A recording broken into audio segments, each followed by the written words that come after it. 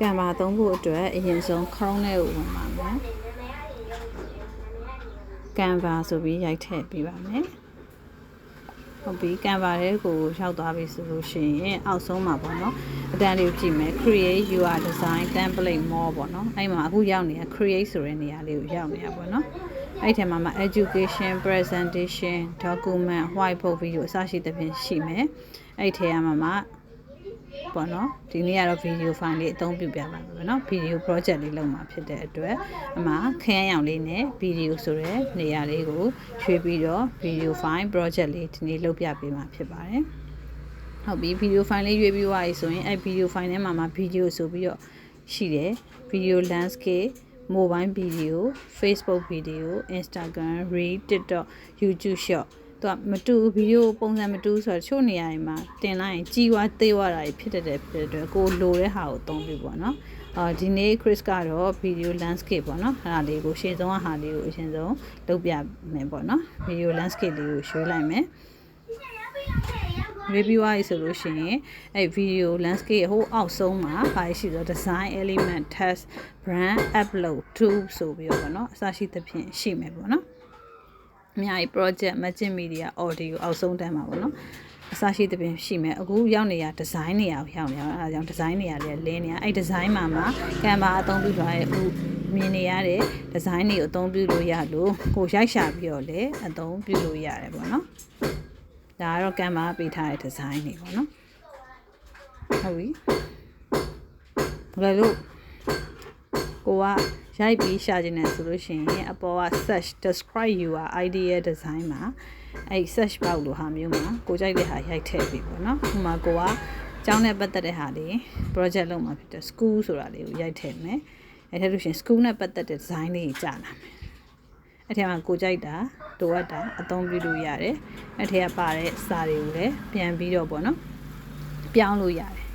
နော်ပြောင်းလို့ရဥပမာ back to school ဆိုအဲ့နေရာမှာကိုကြိုက်တဲ့စာသားကိုပြန်ပြောင်းပြီးတော့ရိုက်ထည့်လို့ရတယ်ပေါ့နော်အရောင်လေးလည်းပြန်ပြီးတော့ပြောင်းလို့ရတယ်မှာဆိုရင် hello ဆိုပြီးတော့ back နေရာမှာပြန်ပြီးပြောင်းလို့ရတယ်ကိုကြိုက်တဲ့စာသားပေါ့နော်ပြောင်းပြီးတော့အဲ့အောက်မှာပေါ်နေတဲ့အရောင်လေးတွေလည်းပြန်ပြီးပြောင်းလို့ရတယ်ဘာရောင်ပြောင်းမလဲပေါ့နော်သူက chain on ဆိုလို့ရှိရင်တော့စာသားရဲ့အကုန်လုံးဒီရောင်လေးပြောင်းသွားမယ်ပေါ့နော်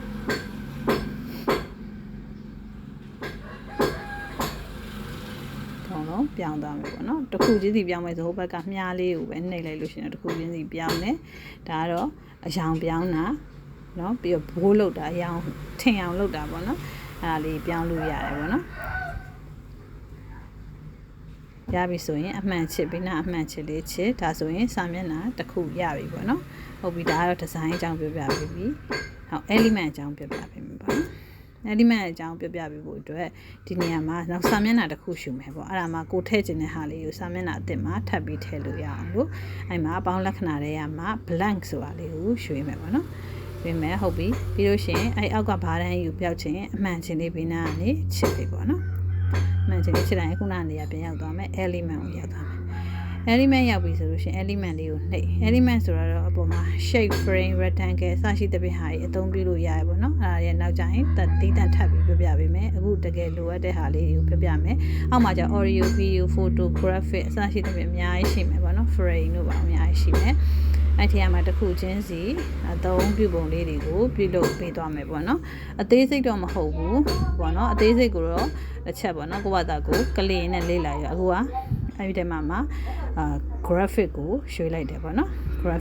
graphic ကကြဒီလိုပုံ design လေးကိုကြိုက်တဲ့ဟာလေးပေါ့နော်ထည့်လို့ရတယ်ဥမာကိုကြိုက်တာရှာခြင်းနဲ့ butterfly ရှာလိုက်မယ်ဆိုရင်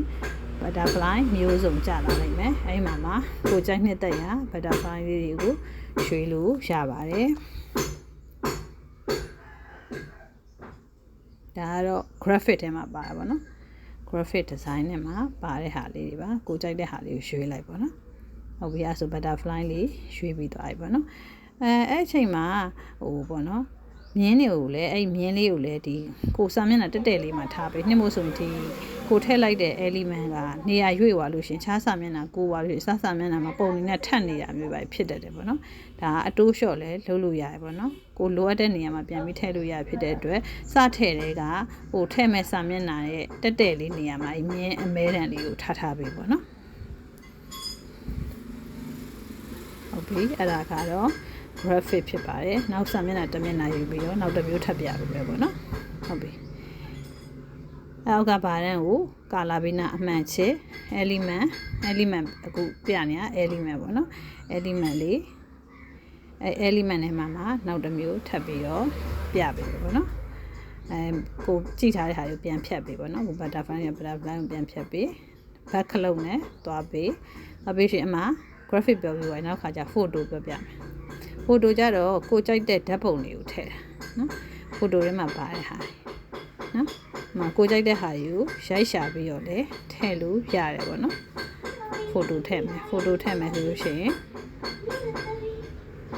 photo လေးထည့်ပြမယ်ပေါ့နော် photo ထည့်ဖို့အတွက်ဥမာ student ကျောင်းသားပုံလေးတွေလိုချင်တယ်ဆိုရှင်ကျောင်းသားနဲ့ပတ်သက်တဲ့ photo လေးတွေကြာလာနော်အဲ့ဒီမှာကိုကြိုက်တာလေးကိုရွှေ့ပြီးတော့အသုံးပြုလို့ရတယ်နော် cake ဆိုလဲခလေးနဲ့ပတ်သက်တာဆို cake လို့ရိုက်ထည့်ပြီးတော့ရှာလို့ရတယ်ပေါ့နော်ဒါမှကိုကြိုက်တဲ့ဓာတ်ပုံထည့်ဖို့နေရာလေးပေါ့နော်အကြောင်းသားက student ရိုက်ထည့်တာတော့ student နဲ့ပတ်သက်တာတွေ student နဲ့ပတ်သက်တဲ့ camera ထဲမှာရှိတဲ့ photo လေးတွေကြာလာပေါ့နော်ဟုတ်ပြီဒါ element တွေက photo ဖြစ်ပါတယ်ဟုတ်ပြီနောက်တစ်ခုထပ်ပြမယ် element တွေကမှာနော် photo ပြီးသွားပြီ photo ပြီးသွားတော့နောက်ထပ်စာမျက်နှာတစ်မျက်နှာထပ်ချိန်ပြမယ်စာမျက်နှာတစ်မျက်နှာချိန်ပြီးတော့ element တွေကမှာနော်ဒီ element တွေကမှာ video အကြောင်းလေးပြပြပေးမယ် video ဆိုလဲရှင်းတယ်ဒါ video နဲ့ဆိုင်တာပေါ့နော်ကိုကြိုက်တဲ့ video ကြတော့ movement ပါမယ်ပေါ့ရွှေရှားမှုပါတဲ့ဟာလေးထည့်ခြင်းနဲ့ဆို video တော့ဟိုမှာ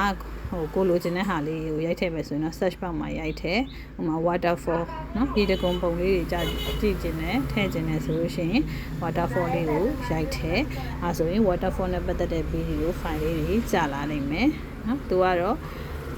အငိမ့်မဟုတ်ပေါ့အရွှေလေးပေါ့နော်အဲဆိုလို့ရှိရင်ရေတကုံလေးရေကြာနေတဲ့ပုံစံလေးပေါ့နော်ဒါကတော့ video ပေါ့နော် element တွေက video ဖြစ်ပါတယ် video ပုံလေးဖြစ်ပါတယ်ဟုတ်ပြီဒီဝိုင်းဆိုနောက်တစ်မျိုးပြမှာဖြစ်တဲ့အတွက်နောက်စာမျက်နှာတစ်မျက်နှာခေါ်မယ်နောက်စာမျက်နှာတစ်မျက်နှာယူပြီးသွားလို့ရှင်ဗာပြမလဲဆိုရင်ဒီ element တွေရပဲနော်ဗာပြမလဲဆိုလို့ရှင်ဘာကြံလဲ audio ကြံအတန်သွင်းတာတို့နော်ကိုကြိုက်တဲ့တီးလုံးတန်လေးတွေထည့်တာတို့နော်အောက်မှာဆိုရင်ဒီမှာသချင်းတန်လေးတွေရှိတယ်ဆိုင်ရာကိုကြိုက်တဲ့သချင်းရိုက်ထည့်လို့ရတယ်လို့နော်ဟို record လည်းလုပ်လို့ရတယ်ဒါဆို record လုပ်လိုက်တာပေါ့နော်ခုန record အပေါ်ဆုံးက record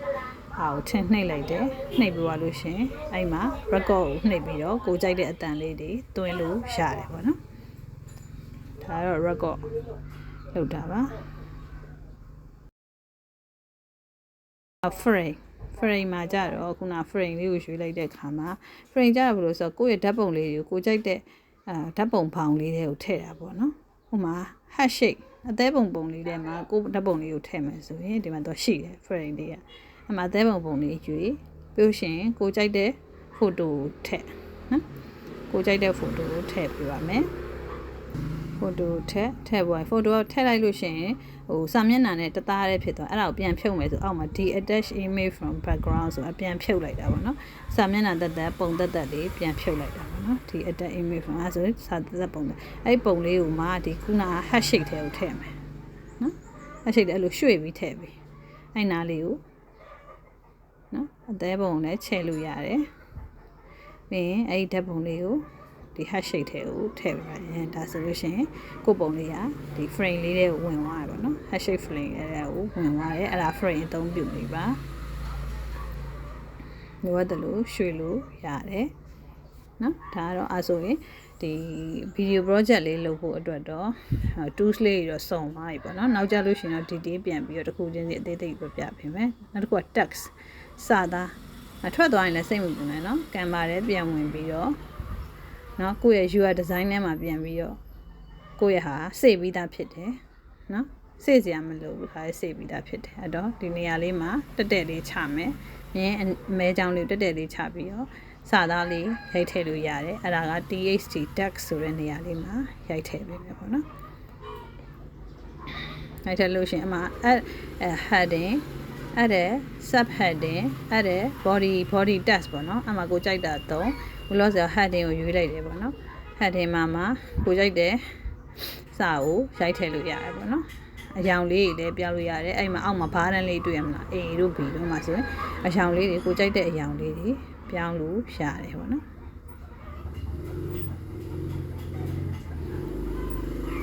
စာသားအကုန်ပြောင်းခြင်းနဲ့ဆိုရင်တော့ chain on နဲ့ပြောင်းတစ်ခုတည်းပြောင်းခြင်းနဲ့ဆိုဘေးနာအဲ့အလုံးလေးနှလုံးဟိုကဘာရောင်းနေဘာရောင်းချိန်မဲ့ဆိုတဲ့ဟာလေးကိုနှိပ်ပြီးတော့ပြောင်းလို့ရတယ်ပေါ့နော်ဒါကတော့မြန်မာဘာသာနဲ့တကယ်လို့အင်္ဂလိပ်လိုရိုက်မယ်ဆိုလို့ရှိရင်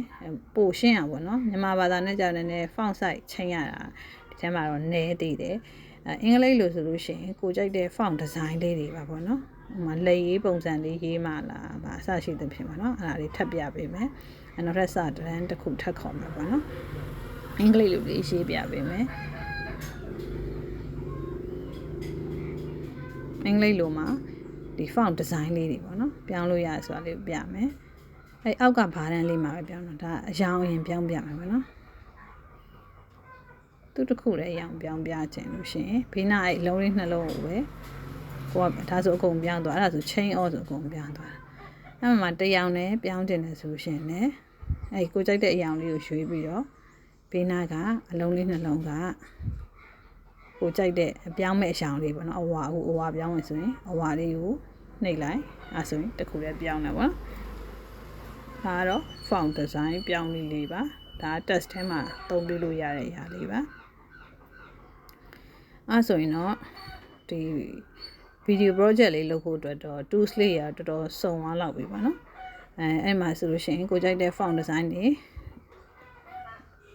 ကိုကြိုက်တာလေးပေါ့နော်ထပ်ပြီးတော့လည်းအထဲမှာအသေးစိတ်ပြန်ပြီးပြောင်းလို့ရတယ်အခုကတော့ဟိုအခြေခံလောက်ပဲပြောသွားတာဆိုတော့လေကိုကြိုက်တဲ့ကာလာတွေလေယာတွေစရှိသဖြင့်ပြုလုပ်သွားလို့ရတယ်ဒါကတော့အခြေခံလေးပြပြပေးသွားတာဖြစ်ပါတယ်ဒါတော့ဟိုကလေးတွေအဓိကကလေးတွေအတွက်ပေါ့နော် video project လေးလုပ်မယ်ဆိုလို့ရှိရင်ဒီဖုန်းနဲ့ပေါ့နော်အသုံးပြုလို့ရမယ်ဟာလေးတွေဒါဆိုခုနပြောပြတယ် font design လေးပြောင်းမယ်ဆိုချင်တာ hello ကြည့်နော် design လေးတွေပြောင်းသွားပြီနော်ကိုကြိုက်တဲ့ design လေးပြောင်းသွားပြီကိုကြိုက်တဲ့ font အလှလေးပေါ့နော်အားလေးတွေကို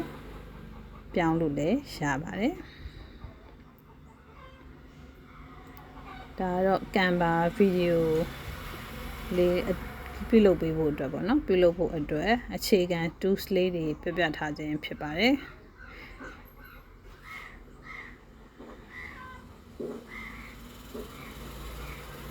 နောက်စာမျက်နှာတစ်မျက်နှာခေါ်လိုက်တာပေါ့နော် blank စာမျက်နှာတစ်မျက်နှာခေါ်လိုက်တာ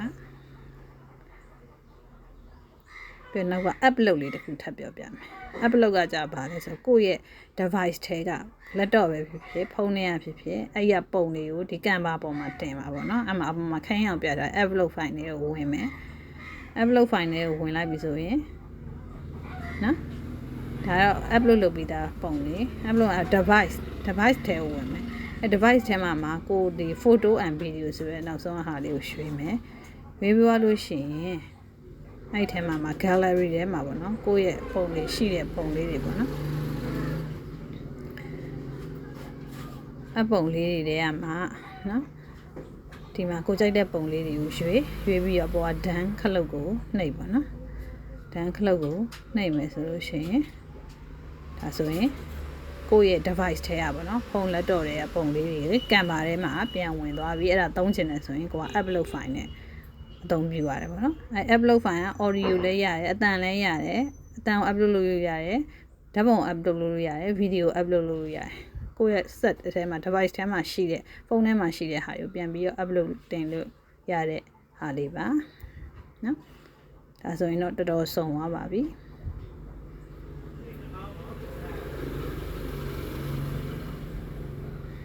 ဒါတွေကအောက်မှာပေါ့နော် audio ခုနအတူတူပဲ element နဲ့မှာပါတဲ့ audio တွေ video တွေနဲ့အတူတူပဲပေါ့နော်ဒါဆိုရင်တော့ video တစ်ပုဒ်ဖန်တီးဖို့အတွက်ပေါ့နော်ခလေးအဓိကခလေးတွေပေါ့နော် project လုပ်ဖို့အတွက်ဒါဆိုရင်တော့ tools လေးတွေဒီလောက်သိရဆိုရှင်တော့တော်တော်စုံသွားပါပြီနောက်လုပ်ကြည့်ရင်လည်းပို့ပြီးတော့တက်လာပါလိမ့်မယ်နော်ကိုလှက်တာပတ်တာလေးထပ်ပြီးတော့ဖြည့်ချင်တယ်ဆိုရှင်လုပ်လို့ရဟုတ်ပြီဒါက download လုပ်တာပေါ့နော် download လုပ်တယ်ဆိုအပေါ်ဆုံးကအမှန်ချစ်ပေါ့နော်အပေါ်ဆုံးညာပဲအမှန်ချစ်ပေးနာမြားပုံလေးအဲ့မြားပုံလေးကိုနှိပ်ရင်အောက်မှာ download ဆိုတာပေါ်လာမယ်အဲ့ download နဲ့ကိုကအခု MP4 video လိုချင်တာဖြစ်တယ်မှန်တယ် MP4 ကိုပဲရွှေ့ပြီးတော့ဒါကို download လုပ်လိုက်မယ်ဆိုလို့ရှိရင်တော့ကိုယ့်ရဲ့ device ဖုန်းထဲကိုဒါက download လုပ်ပြီးသားဖြစ်သွားပြီပဲเนาะ iFile နေနဲ့ပြန်ပြီးတော့ share လို့ရတယ်ပို့ပေးလို့ရပါတယ်ဒါကတော့ Canva တွေက video အသုံးပြုနေလေးပါเนาะdownload လုပ်နေပြီ download လုပ်သွားလို့ရှိရင်ပြီးသွားရင်ကိုယ့်ရဲ့ဒီ gallery ထဲတို့เนาะကိုယ့်ရဲ့ဟို device ထဲကိုဒီ video file လေးကဝင်သွားပြီဖြစ်တဲ့အတွက်เนาะ MP4 video file လေးကဝင်သွားပြီဖြစ်တဲ့အတွက်ကိုလုပ်တဲ့ဟာလေးအဆင်ပြေသွားပါပြီ project file လေးတွေကိုပြန်ပြီးတော့ sharing လုပ်ပြီးတော့ပို့ပေးလို့ရပါပြီနော်အဲဆိုရှင်ပြန်ပြီးတော့ဒီ open လုပ်ပြီးတော့ကိုယ့်ရဲ့ video file လေးကိုပြန်ကြည့်လို့ရရင်ပေါ့နော်ဟုတ်ပြီဒါကတော့အကြမ်းမြင်လေးလုပ်ပြပေးတာပါနောက်ကြလို့ရှိရင်တော့ video file တစ်ခုချင်းစီရဲ့အသေးစိတ်လေးတွေကိုထပ်ပြီးတော့ပြပြပေးသွားပါမယ်ခုလိုကြည့်ရှုပေးတဲ့အတွက်ကျေးဇူးတင်ပါတယ်